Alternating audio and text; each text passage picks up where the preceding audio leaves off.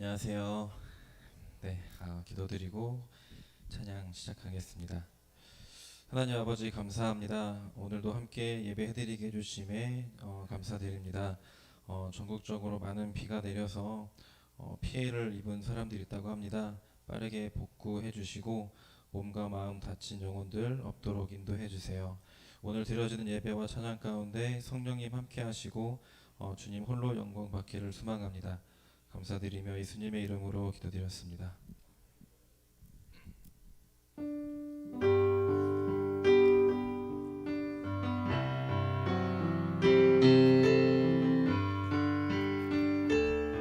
찬양하라 내 영혼아, 찬양하라 내 영혼아, 찬양하라 내 영혼아, 내 속에 있는 것들아 다 찬양하라. 감사하라 감사하라 내 영혼아, 감사하라 내 영혼아, 내 속에 있는 것들아 다 감사하라. 기뻐하라 기뻐하라 내 영혼아, 기뻐하라 내 영혼아, 내 속에 있는 것들아 다 기뻐하라.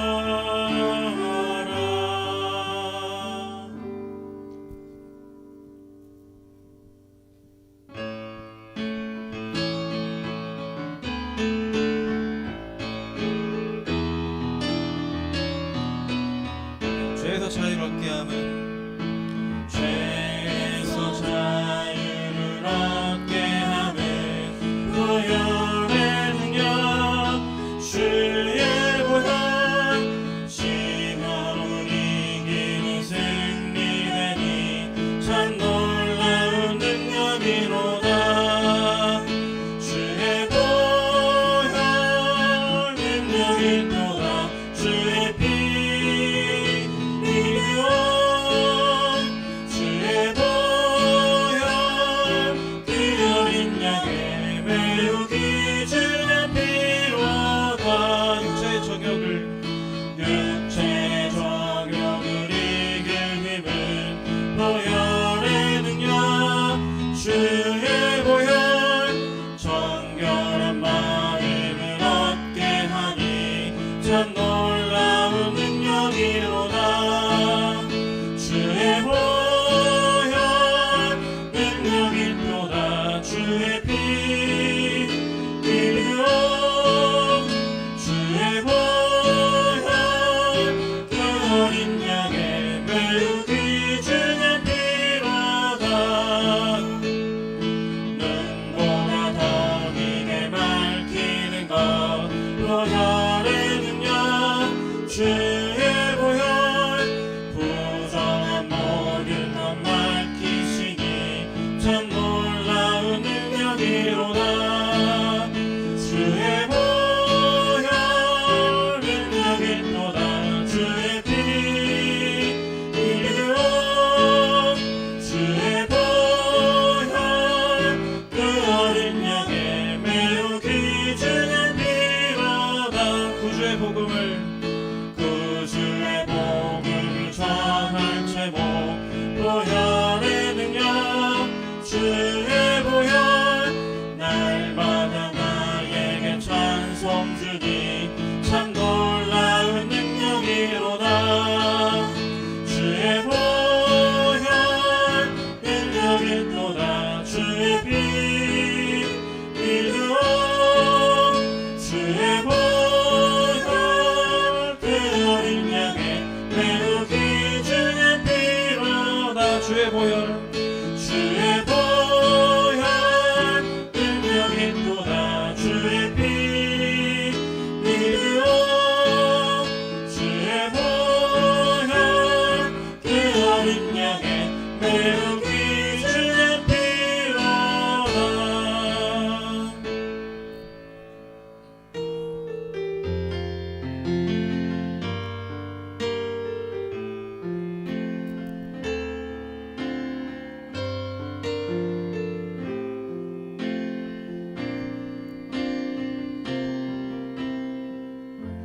오늘 이곳에 계신 성령님, 오늘 이곳에 계신 성령님 우리에게 말씀하시고 우리를 가르치소서.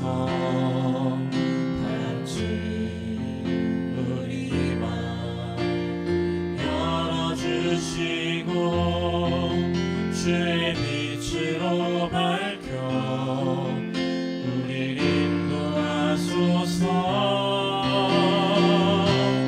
주님보다 앞서지 않고 겸손하게 주님의 말씀 기다리니 주님 손에 우리 드립니다. 사랑으로 인도하소서. 주님보다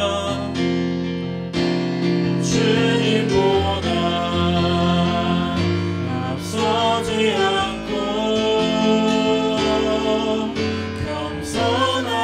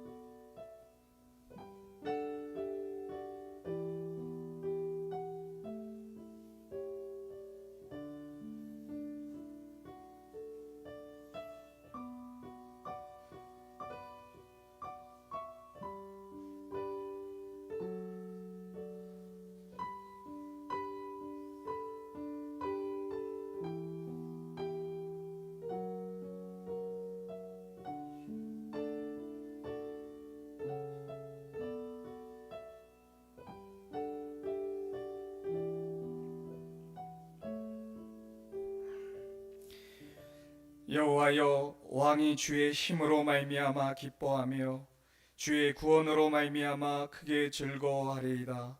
그의 마음의 소원을 들어주셨으며 그의 입술의 요구를 거절하지 아니하셨나이다. 주의 아름다운 복으로 그를 영접하시고 순금 관을 그의 머리에 씌우셨나이다. 아멘. 할렐루야. 하나님, 주 2020년 7월 마지막 주일, 이제 드려지는 예배 가운데 왕이신 하나님을 높여드리며 그의 구원으로 말미암아 크게 기뻐하는 가운데 주님의 아름다운 복으로 주의 성도들이 축복받는 예배되게 하여 주옵소서. 예수 그리스도의 이름으로 간절히 기도드렸사옵나이다. 아멘. 다 같이 사도신경으로 신앙 고백하겠습니다. 나는 전능하신 아버지 하나님 천지의 창조주를 믿습니다. 나는 그의 유일하신 아들 우리 주 예수 그리스도를 믿습니다. 그는 성령으로 잉태되어 동정녀 마리아에게서 낳으시고 본디오 빌라도에게 고난을 받아 십자가에 못 박혀 죽으시고 장사된 지 사흘 만에 죽은 자 가운데서 다시 살아나셨으며 하늘에 오르시어 전능하신 아버지 하나님 우편에 앉아 계시다가 거기로부터 살아있는 자와 죽은 자를 심판하러 오십니다. 나는 성령을 믿으며 거룩한 공교회와 성도의 교제와 죄를 용서받는 것과 몸의 부활과 영생을 믿습니다. 아멘. 예배 찬송 14장 주 우리 하나님으로 하나님께 경배 드리겠습니다.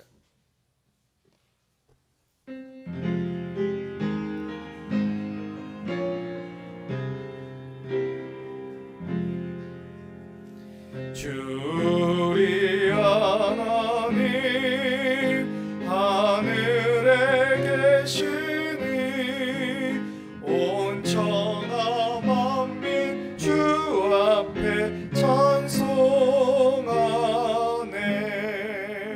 이 천지 만물도 주 앞에 엎드려 그 거룩하신 이름을 늘 높이네. 주 언약하신 것 끝까지 지키니 저 하늘나라 향하여 곧 가리라. 주 얼굴 배울 때 내 마음이 기쁘고 영원히 주의 영광을 찬양하리.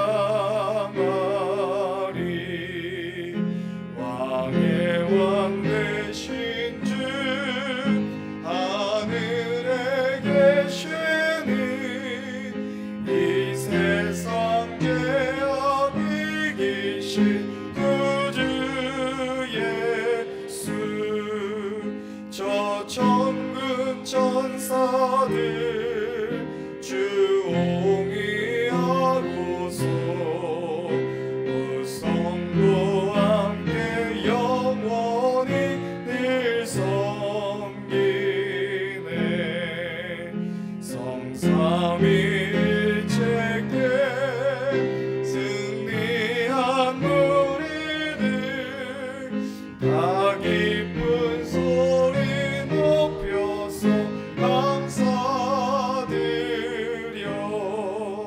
창조주 하나님 내 주님 되시니 주 앞에 나도 엎드려 경배하네.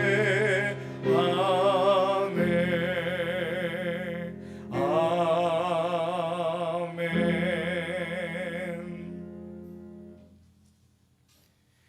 교동문 51번 시편 118편입니다.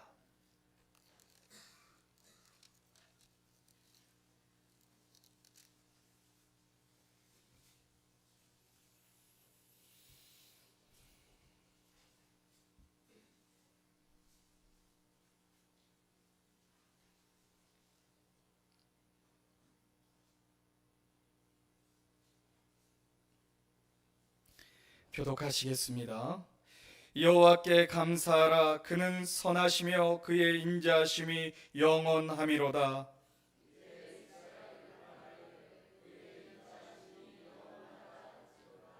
이제 아론의 집은 말하기를 그의 인자하심이 영원하다 할지로다.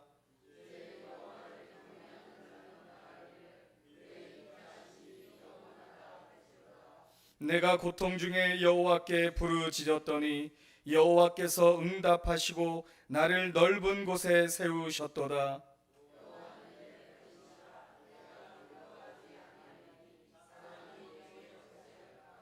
여호와께서 내 편이 되사 나를 돕는 자들 중에 계시니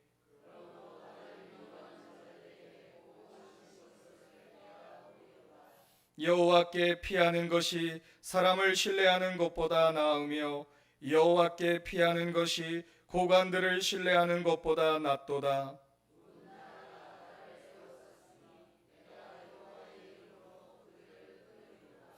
너는 나를 밀쳐 넘어뜨리려 하였으나 여호와께서는 나를 도우셨도다.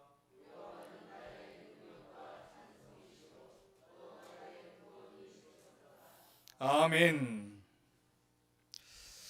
지금은 7월 말 이제 8월 초에 있는 여름 휴가 시즌이 되었습니다. 우리 이 시간 기도할 때에 이 여름 휴가 기간 동안 우리 성도님들이 안전하게 휴가를 다녀오게 해주시고 기쁨으로 충만하게 동행하여 주시사 생생질하게 기쁨이 충만한 우리 성도님들 가정 되게 해달라고 우리 다 같이 주님 앞에 주여 부르신 후에 기도하겠습니다. 주여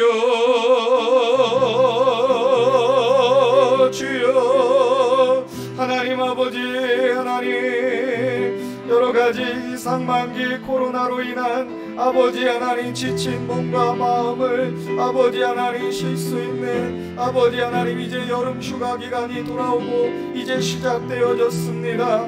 아버지 하나님 바라옵기는 아버지 우리의 일상과 우리의 삶에도 아버지 하나님 늘 동행하시는 하나님께서 아버지 하나님 여름 휴가 동안 아버지 하나님 물의 위협과 길의 위협과 아버지 하나님 여러가지 식중독 아버지 하나님 아버지 위협으로부터 안전하게 아버지 평안을 누리며 그 마음에 하나님이 창조하신 아버지 자연에서 참된 쉼을 얻고 돌아올 수 있도록 하나님 아버지 함께하여 주옵소서. 아버지 하나님 우리를 기쁘게 아버지 하나님 기쁨을 허락하여 주시는 아버지 하나님의 성령 하나님의 실학의 영이 아버지 하나님 모든 가정들을 아버지 특별히 우리 임마누엘에 속한 성도님들의 가정들을 주여 하나님 충만하게 하여 주시사 아버지 하나님 주여 잘 참된 안식을 쉼을 누리는 아버지 하나님 기간이 되게 하여 주시되 아버지 하나님의 성도로서 또한 부끄럽지 않도록 쉬는 것도 하나님 아버지 거룩하게 아버지 하나님 쉼을 얻고 돌아오게 하여 주옵소서. 아버지 하나님 우리 성도님들의 모든 일상에 아버지 푸르른 초장으로 인도하시는 하나님을 높여드리고 찬양합니다. 주여 하나님 아버지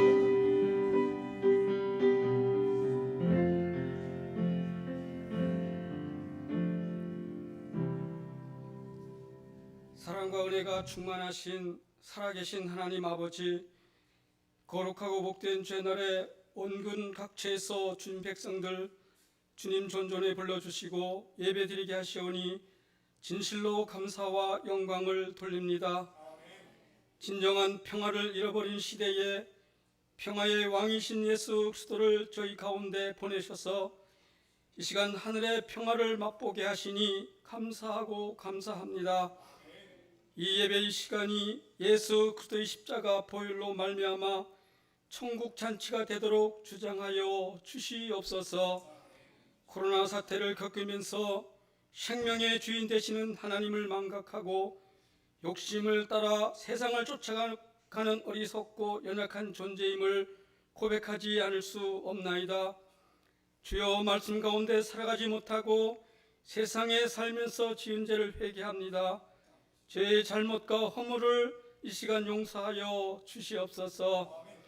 그동안 마스크를 쓰고 사회적 거리를 유지하면서 다소 불편한 예배를 드렸지만 이제 소모임 금지 해제 지침에 따라 다소 자유롭지만 여전히 기본 방역 수칙을 준수하여 안전한 교회 환경을 만들고 더 건강한 교회가 되도록 저희 스스로가 지켜갈 수 있도록 하나님 붙들어 주시옵시고, 이제 앞으로 차츰 기관과 부서가 조심스럽게 예배와 식사와 모임을 이어갈 수 있도록 주님 인도하여 주시옵소서.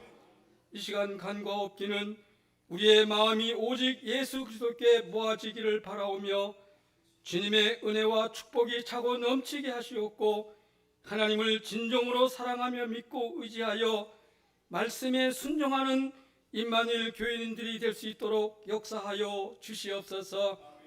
특별히 주님의 자녀로서 부끄러움없는 삶을 살게 하시고 성도라는 이름에 합당한 삶을 살아갈 수 있는 저희들이 될 수 있도록 믿음 위에 믿음을 더하여 주시옵소서. 교회의 머리가 되시는 주님, 이곳에 교회를 세워주시고 이 지역 사회를 섬기며 주님이 주신 사명을 잘 감당할 수 있도록 인도해 주시니 감사를 드립니다. 코로나 때문에 예배드리지 못하는 어린이 학생 청년 교회가 말씀을 읽고 있습니다. 말씀 안에서 바르게 양육되게 하시며 목사님과 교사, 부모님들의 기도로 잘 자라서 주님의 나라를 위해서 귀히 쓰임 받는 그릇으로 성장해 나갈 수 있도록 붙들어 주시옵소서. 또 코로나로 소홀했던 교회 영역들이 온전히 회복되게 하시오며 시대적 어려움 속에서 빛과 소금의 역할을 잘 감당하여 한국 교회의 새로운 비전과 가능성을 제시하는 우리 교회가 될 수 있도록 인도하여 주시옵시고, 어려운 시기 가운데 삶의 예배로 세워져가는 모든 성도님들 거룩함으로 더욱 견고히 세워지게 하시고 하나님의 인도하심으로 21세기를 이끌어가는 영적 리더자들이 세워지고 다음 세대의 영적 성장과 부흥을 하나님 아버지 임마누엘 교회에 부어 주시옵소서. 오늘 유튜브 예배와 현장 예배로 드리는 모든 성도들마다 하나님의 일호와 성령 충만이 있게 하사 툭하면 토라지는 믿음이 아닌 신실한 마음으로 아버지를 의지하고 진정으로 믿음 안에서 살아갈 수 있는 우리 임마누엘 성도가 될 수 있도록 역사하여 주시옵소서. 이 나라 이 민족을 긍휼히 여겨 주셔서 이 땅의 항마음을 보시는 주님, 대한민국에 회개의 영을 부어주시고 교만과 분열, 거짓과 허영심, 음란과 우상숭배를 용서하여 주시옵소서. 이 땅의 정치, 경제, 문화, 교육, 스포츠 모든 영역마다 정결하고 거룩하게 하시며 신천지를 비롯한 이단 세력의 모략과 침투로부터 이 나라를 안전하게 지켜주시옵고 복음의 나라, 선교의 나라 주님께서 원하고 기뻐하고 아버지 하나님이 대한민국이 될 수 있도록 인도하여 주시옵소서. 이 시간 아버지 하나님 단위에 세워주신 또 장기현 목사님께 성령 충만함과 강건함으로 붙들어 주시옵고 급변하는 어려운 시대에 하나님의 인도하심이 있게 하여 주시옵시고 오늘 전하실 말씀 내에 하나님께서 기름 부어 주셔서 하늘의 권세와 능력으로 더하여 주시고 그 말씀이 우리 삶 가운데 능력으로 나타날 수 있도록 붙잡아 주시옵소서. 예배를 돕는 손길들 있습니다. 저희들을 하나님께서 책임져 주시옵고 이들의 헌신과 충성이 주께 연락되기를 원합니다. 이 예배를 주님께 의탁하옵고 이 모든 말씀 살아계신 예수님 이름으로 기도드려옵나이다. 아멘.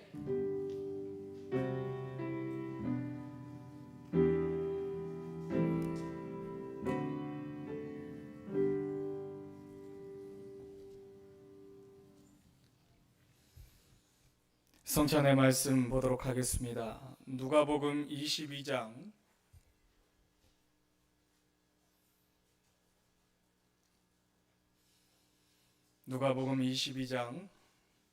14절에서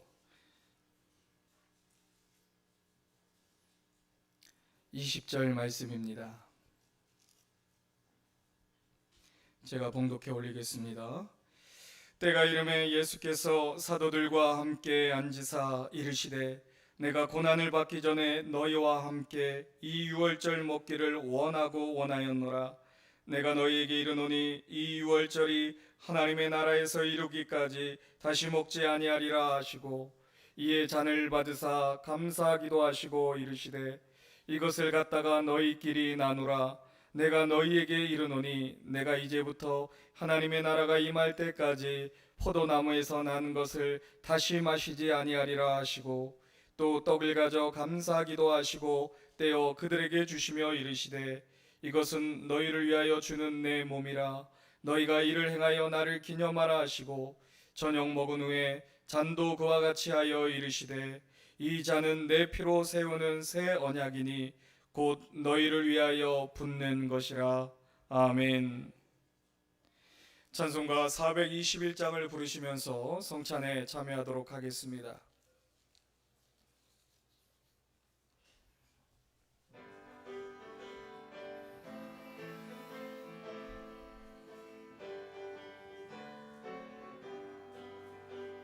내가 예수 믿고서 제사함 받아 나의 모든 것 다 변했네.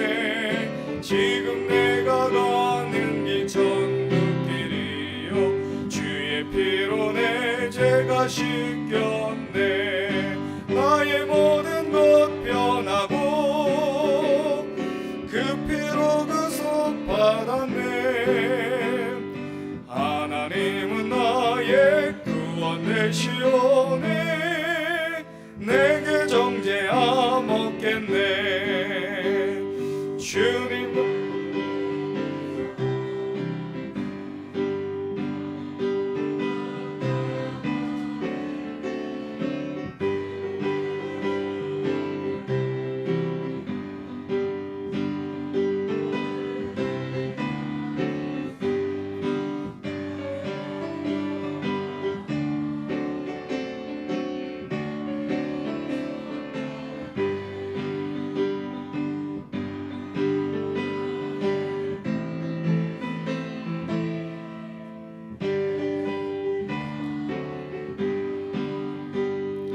내게 성령이 임하고 그 크신 사랑 나의 맘에 가득 채우며 모든 공포 내게서 물리치시니 내 맘 항상 주 안에 있겠네. 나의 모든 것 변하고 그 피로 구속 받았네. 하나님은 나의 구원 되시오니 내게 정죄함 없겠네. 내가 예수 믿고서 제사함 받아 나의 모든 것 다 변했네. 지금 내가 가는 길 천국길이요 주의 피로 내 죄가 씻겼네. 나의 모든 것 변하고 그 피로 구속 받았네. 하나님은 나의 구원 되시오니 내게 정죄함 없겠네. 주님 밝은 밑에서 어둠에 치니 나의 모든 것 다 변했네. 지금 내가 주 앞에 온전케 됨은 주의 공로를 의지함일세. 나의 모든 것 변하고 그 피로 구속 받았네. 하나님은 나의 구원 되시오니 내게 정죄함 없겠네. 내게 성령이 임하고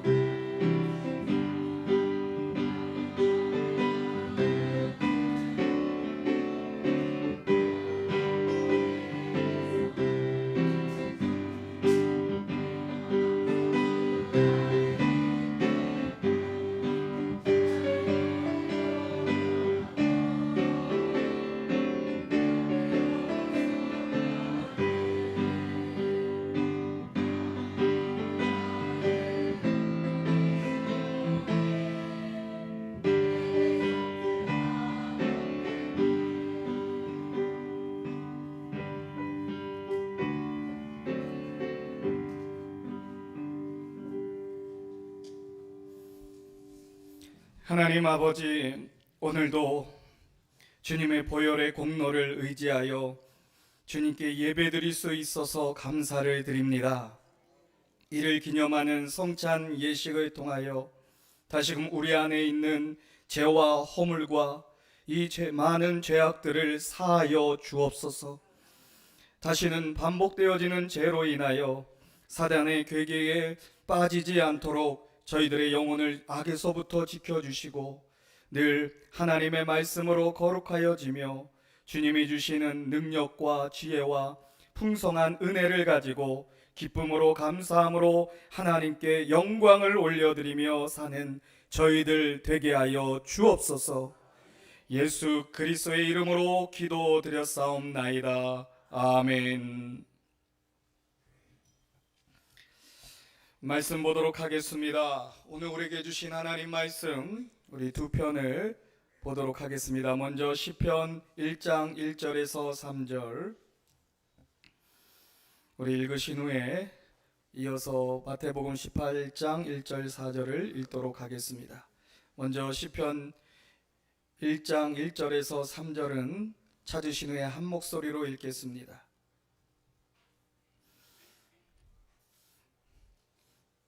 찾으셨으면 아멘.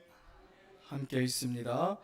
복 있는 사람은 악인들의 꾀를 따르지 아니하며 죄인들의 길에 서지 아니하며 오만한 자들의 자리에 앉지 아니하고 오직 여호와의 율법을 즐거워하여 그의 율법을 주야로 묵상하는도다. 그는 시냇가에 심은 나무가 철을 따라 열매를 맺으며 그 잎사귀가 마르지 아니함 같으니 그가 하는 모든 일이 다 형통하리라. 아멘. 마태복음 18장 1절에서 4절입니다.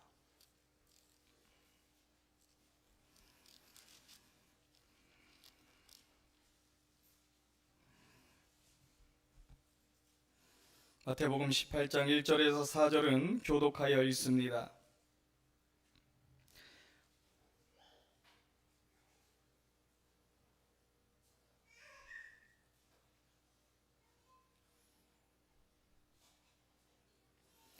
그때의 제자들이 예수께 나와 이르되 천국에서는 누가 크니이까?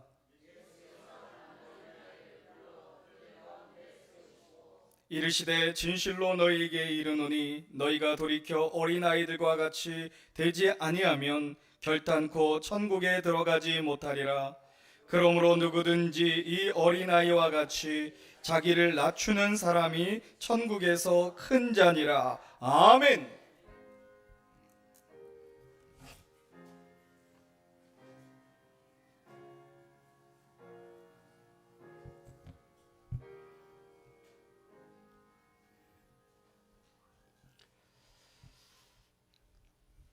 기도드리겠습니다. 주님 감사합니다. 여름이 한창인 오늘 주일 우리가 드려지는 예배가 하나님 기뻐하시고 하나님께서 읽어주신 말씀으로 이제 각자에게 주의 성령으로 와주시기를 간절히 고대합니다. 예수님의 이름으로 기도드립니다. 아멘. 제가 임마누엘 교회 오늘 아침에 한번 세어봤습니다. 얼마나 됐지? 2달 부족한 5년이 된 것 같습니다. 잠시 특정 목적을 위해서 왔다가 돌아가는 것으로 생각을 하고 왔는데 거의 5년이라는 세월이 되어 갑니다. 한국 교회의 미래 세대를 염려하는 목사요 또 신학자로서 제가 임마누엘 교회에서 처음에 받았던 인상이 우리 임마누엘 교회는 작지만 강하고 그리고 그러니까 3세대가 존재하는 그런 미래가 있는 건강한 교회다라는 인상을 받았습니다. 그래서 바라기는 우리의 교회가 주님 오시는 날까지 그런 젊음과 건강을 유지해 가면서 3세대가 함께 배우고 3세대가 함께 성장하는 그런 교회가 되자는 도전을 드렸고, 또 그런 교회가 되기 위해서 우리 각자 한 사람 한 사람이 시냇가에 심겨진 나무처럼 자라가자라는 시리즈 설교를 시작했고, 오늘 두 번째가 되겠습니다. 첫 번째는 지난 앞전에 제가 저희 집 가울을 시냇가에 심겨진 나무처럼 자라라 한 얘기를 서론적으로 나누었습니다. 왜 그렇게 정했는가 하면은 말 그대로 나무처럼 자라가기 위해서입니다. 우리는 다 자란 존재가 아니라 죽는 날까지 자라가야 하는 존재이기 때문입니다. 그게 제 오늘 설교의 포인트예요. 한번 다 같이 한번 읽으실까요? 우리는 다 자란 존재가 아니라 죽는 날까지 자라가야 하는 존재이다. 네.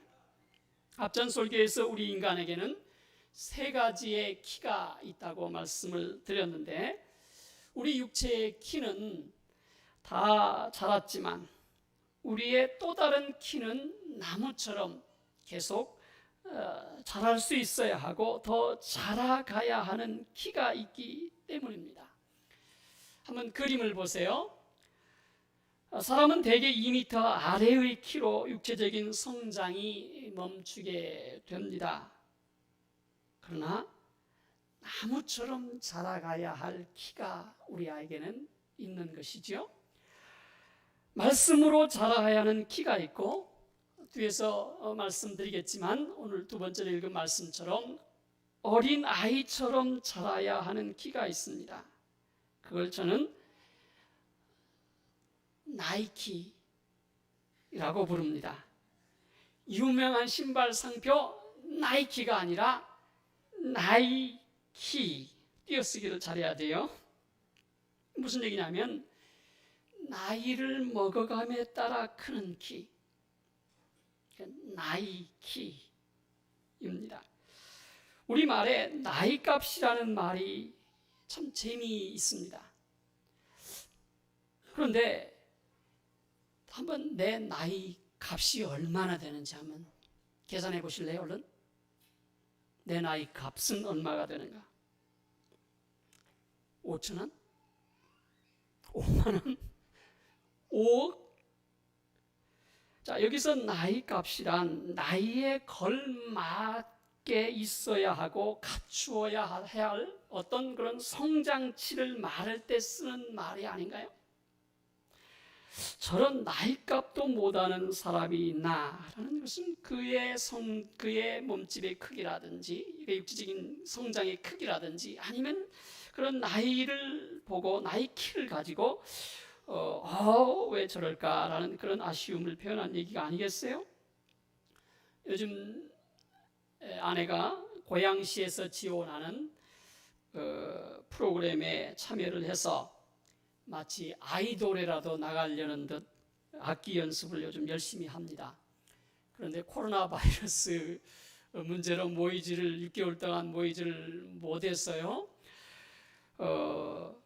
몸이 근질근질하는 몇 사람이 의견을 내서 저희 집 근처에 큰 공원이 있는데 거기서 야외에서 모이면 되지 않을까 그런 제안을 해서 몇 사람이 모인 지 2주가 됩니다.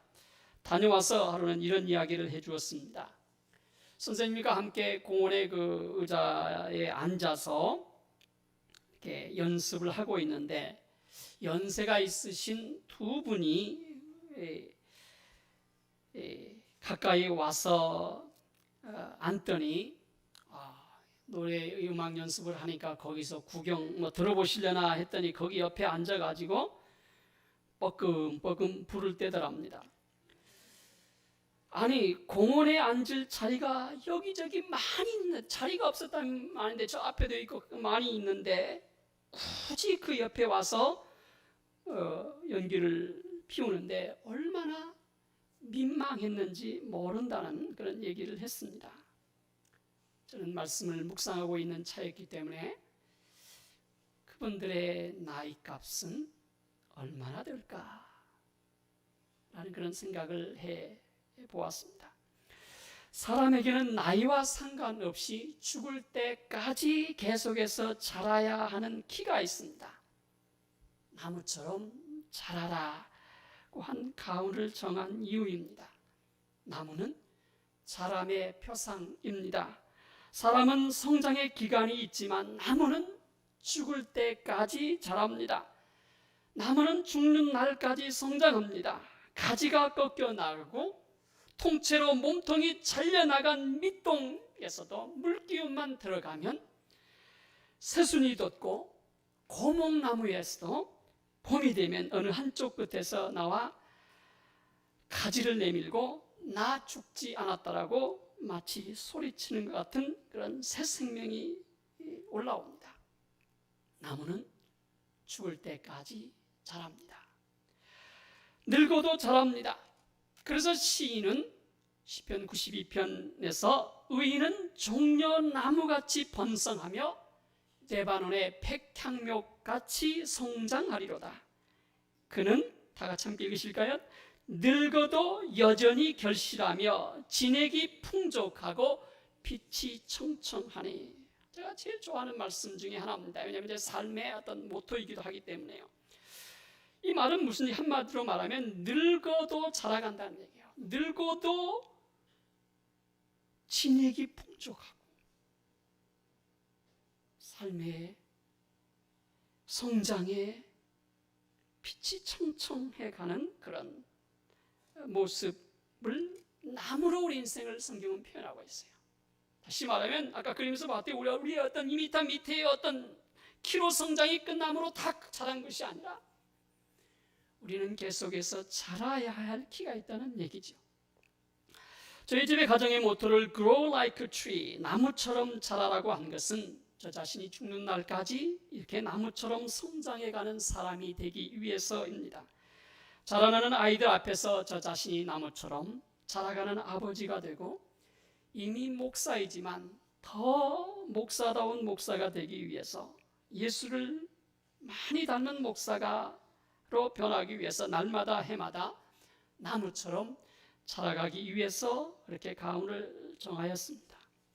두 번째로 제가 저희 집 가운을 Grow like a tree, 나무처럼 자라라고 한 것은 두 자녀를 둔 아버지로서 아이들에게 성장의 모토로서 큰 나무와 같은 사람이 되라는 축복을 담아주는 표현이었습니다.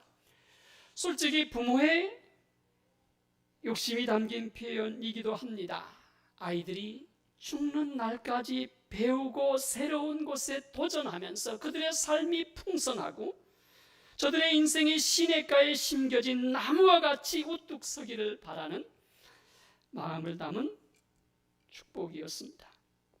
다시 말씀드리면 하나님의 시냇가에 심겨진 나무는 지금보다도 지금 내가 여기까지 자랐는데 지금 이 키보다도 더 큰 나무가 될 수 있기 때문입니다.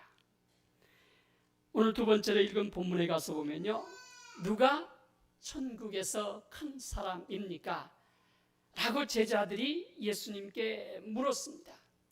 사실 이 이야기는 복음서의 이야기를 종합해서 보면은 그냥 순수하게 누가 우리 중에 큽니까? 뭐 키 타다 되면 되지 않겠습니까? 누가 큰지 그런 질문을 한 건 아니란 얘기예요. 그렇다고 한다면 오늘 말씀에 보면은 우리가 더 잘하고 큰 키가 있다는 얘기 아니겠어요? 제자들이 예수님께 질문한 동기는 일종의 자리 다툼을 하는 그런 우열 논쟁에서 하는 질문이었습니다. 제자들이 복음서의 이야기를 종합해 보면 누가 천국에서 큰 사람입니까? 라고 물은 것은 이제 예수님이 예루살렘을 입성하게 되면은 예수님은 하나의 나라를 로마 제국을 몰아내고 일종의 왕이 될 것으로, 왕적인 메시아가 될 것으로 생각을 하고 이제 그러면 그 나라를 회복하면 우리는 한 자리 하겠구나. 그러면 한 자리인데 누가 높은 자리를 앉을 것인가? 따라다니는 사람들은 12이나 되는데 자리는 정해져 있고, 그래서 성경에 가서 보면 누가복음에 가서 보면 설랑설랑 뭐라고 그래? 그거 보고요. 치맛바람, 까지 일어나는 얘기가 아마 성경에서 특별히 한국의 분들이 이렇게 거기서 나오지 않았나 그런 생각을 할 정도로요. 서로 자리 다툼을 한 거예요. 예수님은 이미 자신의 고난과 죽음을 여러 번 예고했고 이제 죽음을 향해서 예루살렘으로 가는 그 길목에서 누가 크냐는 논쟁이 벌어졌고 서로 쌈박질까지 했다는 기록이 있습니다. 누가 크냐라는 그런 어른들의 다툼에 예수님은 누가 큰 자인지 답을 해주십니다. 예수님의 답은 뭐예요? 어린 아이가 큰 자라고 말씀을 하십니다. 누가 크다고요? 어린 아이가. 서로 내가 크다고 논쟁하는 어른들의 싸움에 그래 베드로가 크지 아니면 요한이 크지라고 이렇게 대답하는 게 아니시고 예수님은 어린 아이 하나를 불러 제자들 가운데 세우고 말씀합니다. 이 어린 아이처럼 자기를 낮추는 자가 천국에서 큰 자이니라. 무슨 말인지 이해가 빨리 오질 않는 말씀을 하고 계십니다. 다 큰 어른들을 보고 도리어 어린아이가 되어야 하고 여기 어린아이처럼 자기를 낮추는 자가 되라? 고개가 갸우뚱해지는 말씀입니다. 그러면 여기 어린아이는 누구이면서 어린아이는 겸손하면 무엇을 말하는 걸까요? 예수님이 어린아이를 선생으로 세우고 그의 모습 속에 배우기를 원하는 그 모습은 무엇일까? 왜 예수님은 어린아이를 큰 자라고 하시는 걸까요? 그게 바로 오늘 말씀의 포인트예요. 우리는 다 자란 존재가 아니라 죽는 날까지 자라가야 하는 존재라는 말씀을 예수님이 하고 계신 것이죠. 첫 번째로 어린아이의 자람의 마음을 지적하신 것으로 보여요. 뭐라고요? 한 다시 읽으실까요? 어린아이의 자람의 마음을 지적하신 것이다. 네. 어렸을 땐 다 그러잖아요. 나 언제 어른이 되지? 응? 내가 언제 어른이 되면? 막 이런 마음들이 늘 있잖아요. 빨리 컸으면 좋겠다는 그런. 누가 이런 자람의 마음을 가질 수 있어요? 다 자란 어른에게는 없는 마음입니다. 이제 어른이 되었다고 이제 더 이상 자랄 것이 없고 자라지도 않는다고 믿는 현 시대에 안주하는 성장을 멈춰버린 어른들의 나무 숲 속에 예수님은 쉽게 얘기하면 어린 묘목을 하나 심으시면서 말씀합니다. 나무들이 꿀차게 커 있어요. 제자들이 그렇게 얘기하는 거예요. 예수님 앞에서. 누가 큽니까? 근데 예수님은 쉽게 오늘 이제 비유로 얘기한다면 거기에 가운데 어린 묘목을 심으신 거예요. 어린아이를 세우신 거예요. 그리고 하시는 말씀이 누가? 바로 이 어린 묘목이. 다시 말씀드리면 아니야 어른인 너희도 이 어린아이처럼 계속해서 성장할 수 있으며 그렇게 계속해서 자라는 자만이 큰 자가 될 수 있다라고 하시는 말씀입니다. 누가 자랍니까? 어린아이가 자랍니다. 누가 큰 사람이에요? 어린아이처럼 계속해서 자라가는 사람입니다. 어린아이는 자라감의 상징입니다.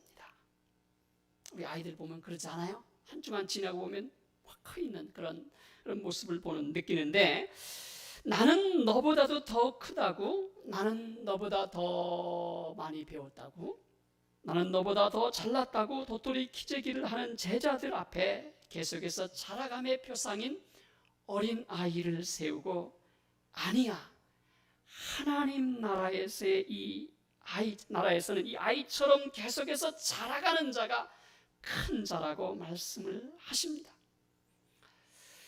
누가 큰 사람입니까? 누가? 네, 어린아이인데 누구예요? 하늘 끝 닿겠노라고 계속해서 나무처럼 자라가는 사람이 큰 사람입니다. 그래서 이 말씀을 볼 때 누가 큰 사람이냐가 아니라 누가 하나님 나라에서 큰 자입니까? 거기가 포인트예요. 하나님 나라에서요. 이 키가 다 자란 키가 아니라는 얘기지요. 내가 가진 직분자의 키가 하나님 나라에서의 큰 자가 아니라는 얘기가, 내가 목회자이게 내가 장로이기가 큰 자라는 얘기가 아니라는 얘기예요.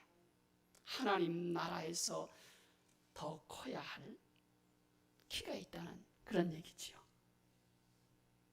누가 세상에서 가장 높은 산인 에베레스트 산보다 더 큰 사람입니까? 그 산 봉우리에 오르겠다라고 꿈과 비전을 가지고 잘하는 사람 아니에요? 그리고 마침내 그 산 봉우리에 선 사람이 그 산보다도 더 큰 사람 아니겠어요? 제가 우리 교회는 봄, 가을 두 번인가 소풍 예배를 드리지 아이들이. 근데 올해는 못 했지요. 저 어디 이렇게 뒤로 올라가면 무슨 공원? 무슨 공원이요? 백년공원에 가서 하는데 제가 자주 아이들 설교에 초대를 받았어요. 거기 가서 제가 한번 설교를 갖다가 이 질문을 제가 이렇게 했어요. 자, 아이들한테 이 세상에서 가장 높은 산이 뭐지? 라고 했더니 에베레스트 산이에요. 그랬단 말이에요. 그랬더니 어떤 아이가 그 산은 네팔에 있어요. 그러더라고요. 네팔에. 그랬더니 제가 갑자기 아이디어가 생각해. 그렇지. 그 세상에 큰 산이 내 팔에 있지. 네 팔에 있어. 그러니 그 산이 아무것도 아니야. 너도 오를 수 있어. 라는 그런 얘기를 했어요. 그랬더니 아재 개그다. 아재 개그. 애들이 그러더라고요. 네팔 같은 말이잖아요. 들려지기는 그래. 높은 산도 너도 그렇게 큰 사람이 될 수 있어. 그 큰 산도 네 팔에 있으니까. 그랬단 말이에요. 네. 에드먼드 힐러리라는 뉴질랜드 청년이 1940년대에 세계에서 가장 높은 산인 에베레스트 산 정복에 나섰다가 실패를 합니다. 유명한 이야기지요. 그런데 그가 내려오는 길에 남긴 말은 더 유명한 말을 남겼습니다. 산아, 너는 자라나지 못한다. 산이 자라난다는 얘기는 못 들어보셨죠? 그러나 나는 자라날 것이다. 나의 기술도, 나의 경험도, 나의 장비도 자라날 것이다. 다시 돌아온다. 그리고 기어이 내 정상에 설 것이다. 그리고 나는 너보다 큰 자가 될 것이다. 그 후 약 10년 후 1953년 5월 29일 이 에드먼드 힐러리는 다른 산악인 2명과 함께 역사상 처음으로 에베레스트 산 정복을 합니다. 누가 큰 사람이에요? 계속해서 자라가는 사람입니다. 예수님께서 어린아이가 큰 자라고 말씀하시는 것은 그 어린아이처럼 쉬지 않고 자라가는 사람이 큰 사람이 될 수 있으며, 너희도 어린아이의 그 자람의 마음을 가지고 하나님 나라의 큰 자가 되라고 도전하신 것입니다. 누가 큰 자입니까? 어린아이처럼 자라가는 사람입니다. 시냇가에 심겨진 나무처럼 말씀으로 자라가는 나무입니다. 누가 더 큰 자인가? 라는 어른들의 기재기에 예수님이 어린아이가 큰 자라고 말씀하신 두 번째 이유는 겨자씨를 심으시고 큰 나무를 보신 예수님이 그렇게 보셨던 것처럼요. 두 번째로 다 같이 함께 읽으실까요? 어린아이 안에 무한한 성장의 가능성을 보신 겁니다. 나는 다 자랐어. 나는 더 너보다 크라고 하는 사람은 자기 안에 자람의 마음까지도 사실은 그런 늙어버린 사람이에요. 그래서 서로 잘났다고 다투는 그런 늙은이들을 향해서 주님은 어린아이를 세우고 제자들의 내면에서 잠자고 있는 그런 무한한 가능성을, 성장의 가능성을 깨우고 있다고 저는 말씀으로 읽어져요. 주님은 말하자면 어린아이 속에 아주 작은 겨자씨 하나의 얘기를 하면서 큰 나무의 비전을 보신 것처럼 그 어린아이 속에 주님은 거인을 보신 거예요. 코로나 바이러스 확산 문제로 온 대학이 지난 학기에 온라인 개강을 하고 한 학기 내내 동영상 비대면 강의를 했습니다. 제가 강의한 과목 중에 이제 막 대학 생활을 시작하는 새내기 신입생들의 교양 강좌로서 기독교의 이해라는 수업을 강의를 했습니다. 한 절반 정도, 절반 될까 말까 한 정도는 크리스천이고 그렇지 않은 애들은 뭐 비기독교인인데요. 모두 얼굴 한 번도 보지 못하는 그런 학생들에게 기독교의 가치관에 대해서 강의를 하면서 여러분은 거인입니다라는 얘기를 제가 했어요. 여러분은 거인입니다. 그런 얘기를 하면서 앤서니 라빈스의 네 안에 잠든 거인을 깨워라, Awaken the Giant Within, 이런 책을 소개를 했습니다. 여러분 모두는 거인이 될 수 있습니다. 여러분 안에는 여러분이 깨워주기를 바라는 거인이 잠을 자고 있습니다. 그 거인을 깨우는 자만이 거인이 될 수 있습니다. 라고 강의를 했는데, 나중에 과제를 했는데 상당히 많이 이 말에 도전을 받고 자기 자신의 거인을 찾아 떠나겠다고 하는 그런 학생들이 많았어요. 라빈스는 이렇게 말합니다. 하나님은 어떤 특별한 사람을 편애하지 않으시고 누구에게나 내면에 잠자는 거인을 두셨다는 겁니다. 우리는 누구나 우리 안에 내면에 깨워주기를 기다리는 어떤 재능과 자질, 자신만의 천재성, 말하자면 더 잘할 수 있는 성장의 키가 있다는 겁니다. 누구나 자기 안에 무한한 성장과 변화의 가능성을 가진 거인이 있으며 그 거인은 잠에서 깨어 눈을 뜨고 뜰 날만을 기다리고 있다는 겁니다. 누가 큰 사람인가? 자기 안에 숨어있는 거인을 깨우는 자만이 거인이 될 수 있다는 얘기입니다. 맞는 얘기입니다.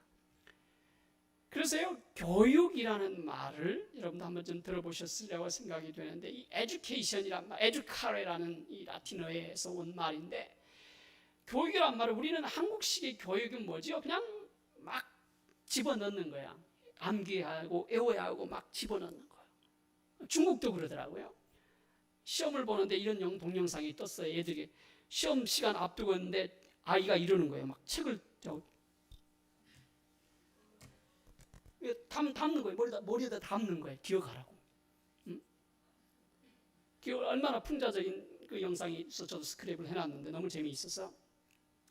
교육은 그냥 집어넣는 것이 아니라 아까 이제 하나님이 주신 우리 각자에게 주신 재능, 달란트, 무한한 가능성을 끌어내는 거예요. 그래서 에듀라는 말은 밖으로 끌어내다는 말이에요.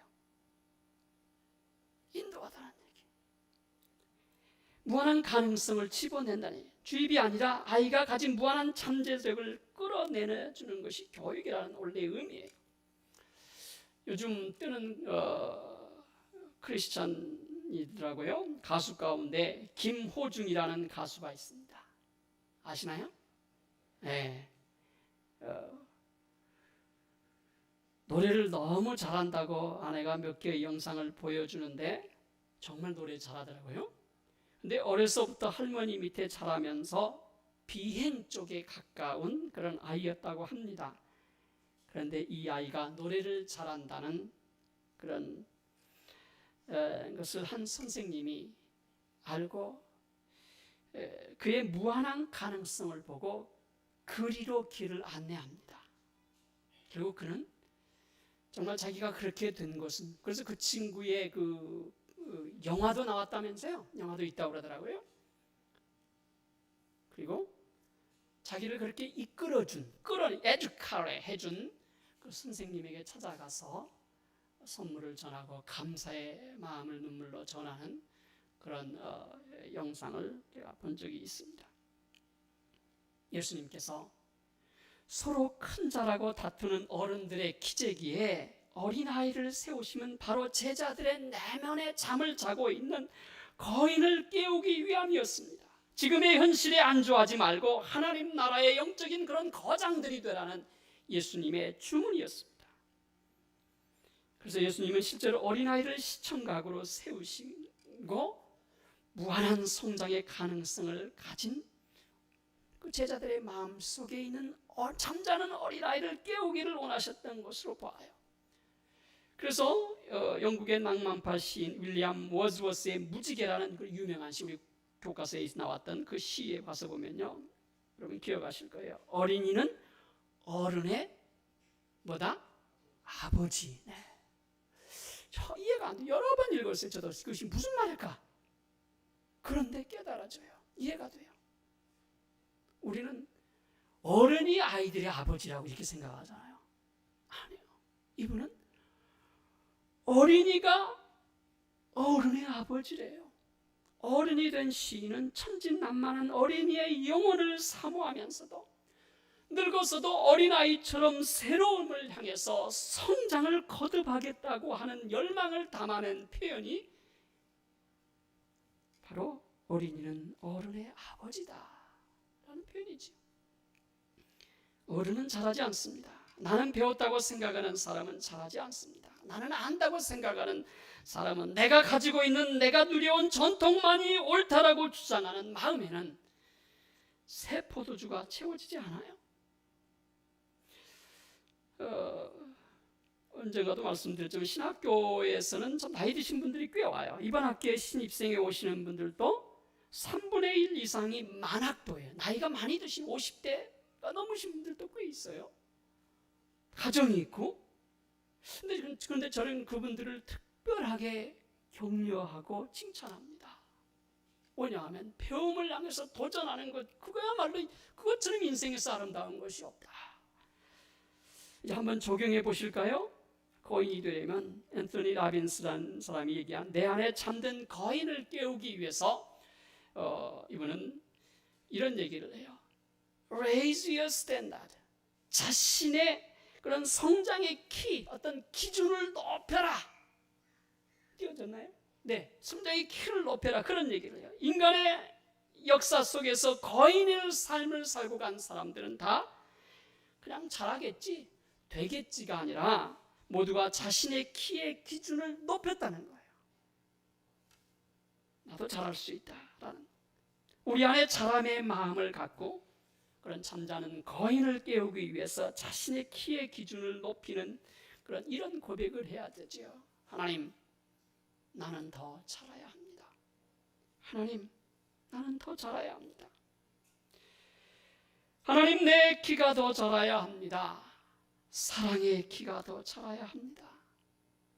하나님, 저 친구 저 꼴을 보니 그냥 한 대 팍 매겨주고 싶지만 저 사람도 용서하고 저 사람도 품을 수 있는 그런 마음도 자라게 해주세요. 용서의 키도 자라야 하고 남을 배려하는 마음도 자라야 해요. 그러다 보니까 자라야 할 키가 참 많지요.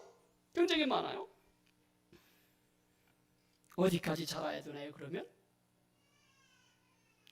우리에게 하나님이 재어주신 키가 있습니다.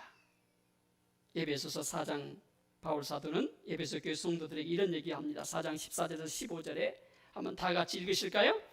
우리는 이 이상 더 어린 아이로 있어서는 안 됩니다. 우리는 사랑 안에서 진리를 말하면서 모든 면에서 자라나신 머리이신 그리스도에게까지 이르러야 합니다. 어디까지요? 그리스도의 키까지 자라야 합니다. 네.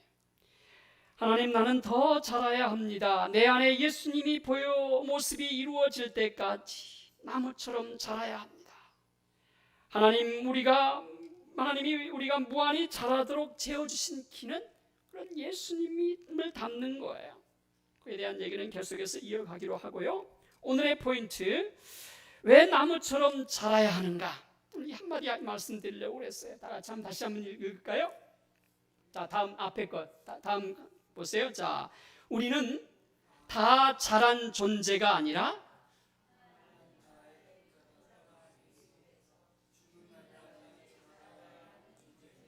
우리는 다 자란 존재가 아니라 죽는 날까지 하나님 나라의 큰 자가 되기 위해서 자라가야 하는 존재입니다.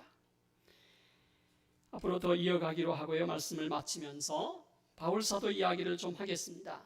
사도 바울은 예수님을 알기 전 자신이 가장 큰 자라는 그런 대단한 자부심을 가졌던 사람이에요. 그래서 성경에 나와요. 예를 들면 빌립보서 3장에 가서 보면요, 자기 자신의 혈통, 신분, 학식, 그리고 유대교의 종교로서 흠이 없는 자라고 더 이상 잘할 것이 없는 사람이라고 고백을 합니다. 그런데요, 그 뒤에 그런 그가 내가 예수 그리스도를 발견하고서 나는 다 찾았다고 생각하지 않고 아직도 더 자라가야 할 키를 향해서 나는 다름질한다라는 그런 고백을 해요. 또 갈라디아 교회에게 보내는 편지에서 나는 유대교회에 있을 때 당시에 어떤 영갑자보다도 더 큰 사람이었습니다. 누구보다도 큰 사람이었습니다 라고 고백을 합니다. 그런데 예수님을 만나고 위대한 사도가 된 후에 그는 고린도전서 15장 9절에서 이렇게 고백합니다. 한번 읽으실까요?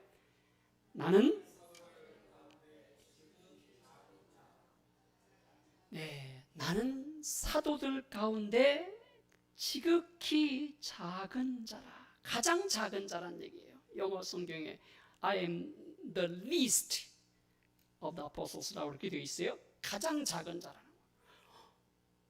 말이 안 되지요. 신약 성경의 절반을 기록한 위대한 예수님 다음에 가장 위대한 사도가 그런 고백을 한, 이게 무슨, 이건 역설의 고백인 거예요. 그런 그가 하나님 나라의 큰 자가 되기 위해서 나도 자라갑니다 라는 그 고백을 하고 있는 거예요. 위대한 사도가 예수 안에서 계속해서 자라가야 하는 어린아이의 모습을 발견한 고백이에요. 내 안에 그런 어린아이는 없나요? 누가 그냐는 논쟁 앞에 이 자가 큰 자라고 예수님이 세우신 그 어린아이는 나 아닙니까? 내 안의 어린아이, 나이가 들었다고 잊어버린 내 안의 어린아이, 아직도 무한한 성장의 가능성으로 내 안에 남아있는 어린아이를 깨우는 말씀으로 받았으면 합니다. 제자들 앞에 하나님 나라의 큰 자로 세운 그 어린아이가 바로 나이기를 바랍니다. 내가 지금 나이가 몇인데 지금 내 상황이 그럴 수 있나요? 환경을 탓하고 나는 배운 것이 없다고 교육을 탓하며 더 이상 잘할 것이 없다고 안주해버리는 우리들 앞에 어린아이를 세우셨습니다. 그 아이는 바로 나입니다. 내 안에 아직도 무한한 성장의 가능성을 가진 어린아이가 존재한다고, 그래서 하나님 나라의 큰 자가 될 수 있음에 도전하고 그리하도록 그렇게 성장하더라고 주시는 말씀인 줄로 믿습니다. 이 푸른 생명의 계절에 하늘을 향해 두 팔 네 팔 벌리고 자라가는 나무처럼 우리 아이들처럼 우리의 영적인 키가, 우리의 인격적인 키가, 우리의 믿음의 키가, 남을 배려하는 마음과 사랑의 키가 나무처럼 자라가기를 축원합니다. 기도하겠습니다. 주님 감사합니다. 감사합니다. 우리는 이 땅에 태어나서 어느 나이가 되면 성장의 키가 멈춥니다. 그러나 이 땅에서 우리의 삶이 육신의 키로 그 사람에게 크기가, 그리고 이 땅에서 무엇을 이루었냐의 크기로 우리의 크기를 결정하는 것이 아니라 예수님은 하나님 나라의 큰 키로 성장할 수 있도록 우리를 도전해 주시니 감사합니다. 주님, 우리는 이 땅에 호흡하는 날까지 하나님 나라의 큰 자가 되기 위해서 자라고 또 자라야 합니다. 우리 모두를 예수님 닮은 하나님의 사람으로, 우리 모두를 이 한 주간 건강하게 자라도록 축복하여 주시옵소서. 예수님의 이름으로 기도드립니다. 아멘.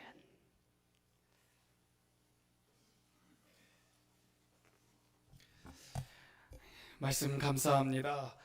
우리 옆에 있는 분과 인사 나눌 때에 우리 말씀을 다시금 기억하면서 죽을 때까지 자라나겠습니다 인사하시기 바랍니다. 아멘. 네. 옆에서 지켜보도록 하겠습니다. 찬송가 191장 찬송 드리면서 예물 하나님께 올려드립니다. 191장입니다.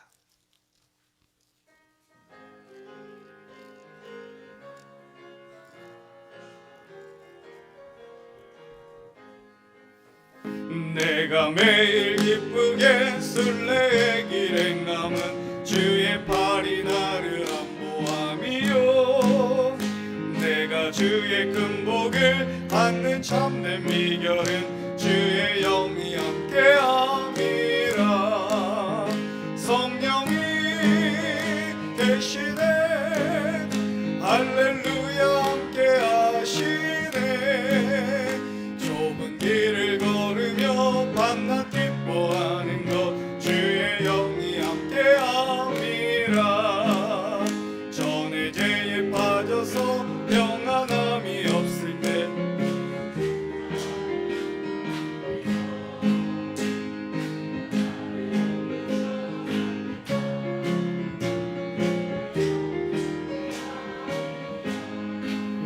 성령이 계시네 할렐루야 함께하시네 좁은 길을 걸으며 밤낮 기뻐하는 것 주의 영이 함께함이라 나와 동행하시고 모든 염려하시니 나는 숲의 새와 같이 기쁘다 내가 기쁜 마음으로 주의 뜻을 행함은 주의 영이 함께함이라 성령이 계시네 할렐루야 함께하시네 좁은 길을 걸으며 밤낮 기뻐하는 것 주의 영이 함께함이라 세상 모든 욕망과 나의 모든 정욕은 십자가에 이미 못을 막았네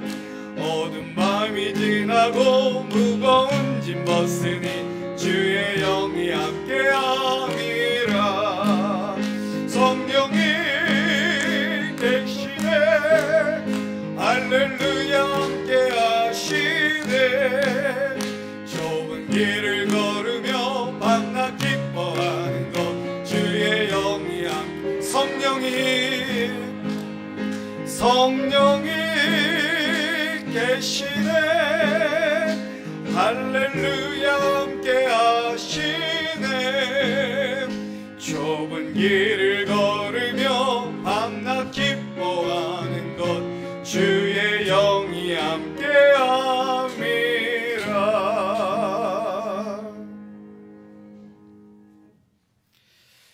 하나님 아버지 감사합니다. 귀한 종으로 우리에게 말씀하여 주시사 우리의 높아진 마음을 낮춰 주시옵시고 또 하나님께서 우리에게 말씀으로 꿈과 비전을 또 더 크게 품게 하여 주시니 감사드립니다. 오늘 선포되어진 말씀처럼 날마다 성장하는 성장의 축복을 누리는 저희가 되게 하여 주시옵소서. 이 향기로운 예물을 주님 앞에 드리면서 이같이 결단하는 우리 임마누엘의 성도님들 또 온라인 가운데 예배드리는 성도님들에게 찾아가 주시고 예수님께서 키가 자라매 지혜와 하나님 앞에서 사람 앞에서 사랑으로 더 크게 되어진 것처럼 우리도 평생에 주님의 모습에 주님의 장성한 분량에 이르는 저희가 되게 하여 주옵소서. 또한 우리가 이 땅에 살아가면서 필요한 물질의 축복도 받기를 사모합니다. 참으로 어려운 가운데 있지만 우리에게 공급하여 주시고 우리를 책임져 주시는 하나님을 향한 믿음이 더욱더 굳건하여져서 이와 같은 어려운 때를 잘 극복해 나아가고 오히려 더 큰 축복으로 하나님의 나라를 위하여 드려질 수 있는 손길들 되게 하여 주시옵소서. 예수님의 이름으로 감사드리며 기도드렸사옵나이다. 아멘. 우리 목사님 나오셔서 축도로 예배를 마치겠습니다.